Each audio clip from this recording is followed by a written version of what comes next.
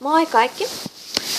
Mä haluaisin kertoa, mulla tulee tänään kaveri käymään, mun bestis Anni Häkkinen. Woo! Meillä on bileet täällä sitten, kun hän tulee. Ja sori, mulla on jotain vitun nukkaa tässä. Irrotusasia. Mä olen nyt saanut kuulla tässä taas lähiaikoina sitä pälätystä siitä, kun minä teen YouTubeen näitä videoita, että kuinka vittumaista se on ja tälleen. Ja mä haluan vaan kertoa, että kun tässä maailmassa liikkuu kaikenlaisia pervoja tai semmosia ihmisiä, jotka käyttää hyväkseen joidenkin YouTube-videoita. Mutta mä haluan ilmaista ihan koko YouTubeen, että mä en halua, että minun videoita käytetään hyväksi, koska minusta niissä ei ole semmoista aihetta käyttää hyväksi. Esimerkiksi tällä hetkellä mä en mitenkään näytä liian seksuaaliselle. Esimerkiksi tää pipo ei todellakaan mikään seksuaalinen. Mun naama ei ole mitenkään seksuaalinen, plus mun kaulakaan eikä nämäkään ole miten seksuaalisia, paitsi mun silmät. No ei. Mut kumminkin. Mä en halua, että ihmiset pitää mua seksikkäänä, koska omasta mielestä mä en ole ollenkaan. Mä oon omasta mielestäni hirveän ällö välillä. Mutta tällä hetkellä mä oon ihan super ok.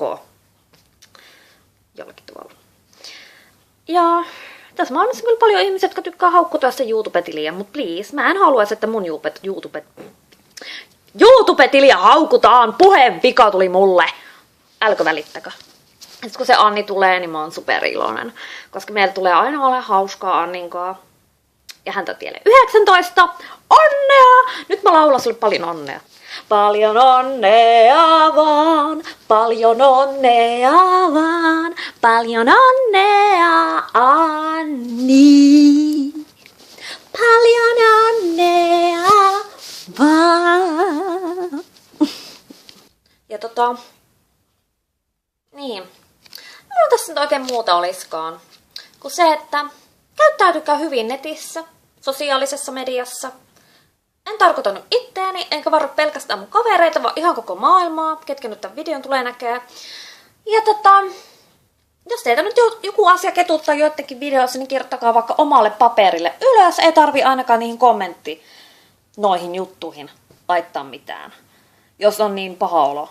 Et voi niinku vaikka siis mietitään, käyttää järkeä, tai sitten lyö päätä seinään pari kertaa ennen kuin kirjoittaa mitään kommenttia. Mitään paskaa ei sinne tarvitse kirjoittaa. Moi moi!